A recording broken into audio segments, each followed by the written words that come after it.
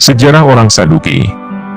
Saduki adalah nama dari kelompok aristokratik Yahudi yang berkuasa di Yerusalem hingga Bait Suci dihancurkan pada tahun 70 Masehi. Kaum Saduki juga bertanggung jawab terhadap ibadah yang dilakukan di Bait Suci sebagai kaum imam, di mana hampir seluruh imam-imam dapat digolongkan sebagai kaum ini. Jabatan imam besar Yahudi pada umumnya diduduki oleh orang Saduki, tetapi tidak semua orang Saduki adalah imam.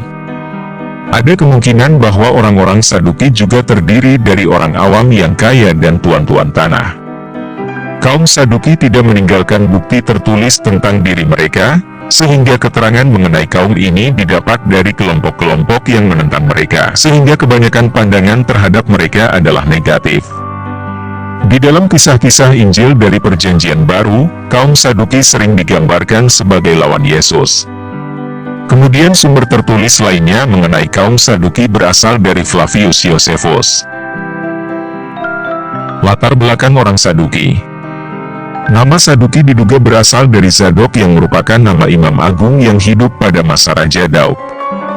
Aktivitas mereka dalam bidang politik sebenarnya telah dimulai sejak masa pemerintahan Kekaisaran Persia, di mana mereka berkontak dengan penguasa asing dan cenderung menerima Helenisasi. Orang-orang Saduki berkuasa pada masa Yohanes Hyrcanus, Aristobulus, dan Alexandrianus pada masa pemberontakan dan pemerintahan Makabe. Dominasi imam berkurang dan kaum Farisi lebih berkuasa, antara tahun 76 sampai tahun 67 sebelum Masehi. Setelah itu, pada masa pemerintahan Romawi, kaum Saduki kembali mendapatkan posisi penting di bidang politik. Aktivitas orang Saduki pada bidang politik Yahudi. Kaum Saduki berlaku sebagai aristokrat di tengah masyarakat Yahudi yang dijajah oleh Romawi, karena itu mereka memiliki hubungan dengan pemerintah Romawi.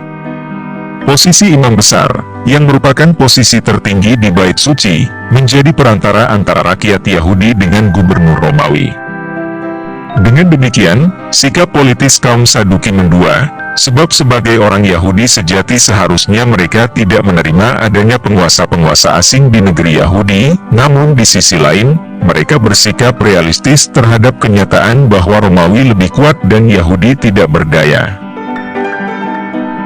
Aktivitas orang Saduki dalam bidang kebudayaan Yahudi.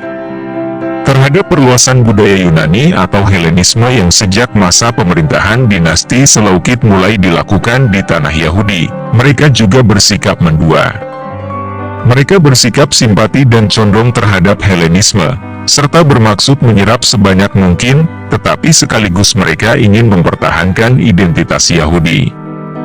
Hal itu berarti mereka harus menetapkan apa yang paling hakiki dari agama Yahudi sedemikian rupa, sehingga tersedia bidang-bidang lain yang dapat menyerap Helenisme.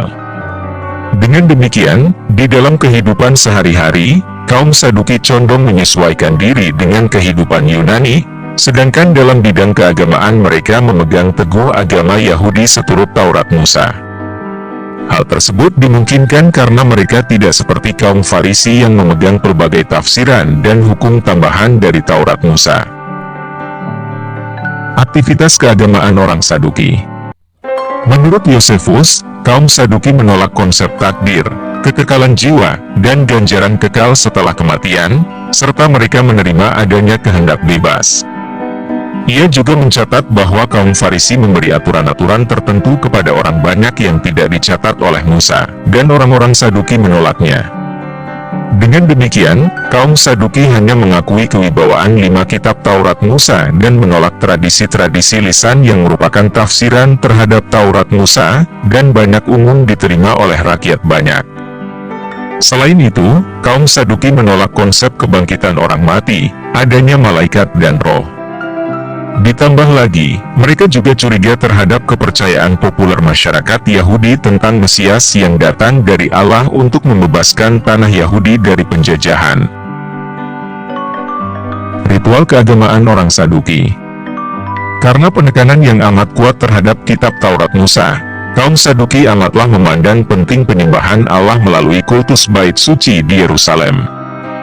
Kaum Saduki cenderung percaya bahwa selama mesbah-mesbah masih mengepulkan asap di bait suci, dan bila kultus-kultus masih dijalankan dengan setia, maka tuntutan-tuntutan agama akan dipenuhi, dan Tuhan ada beserta mereka.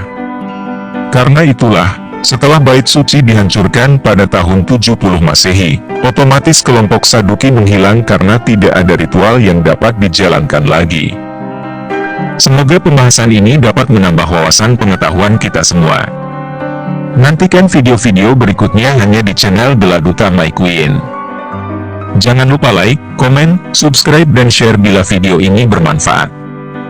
Salam jas merah, jangan sekali-kali melupakan sejarah.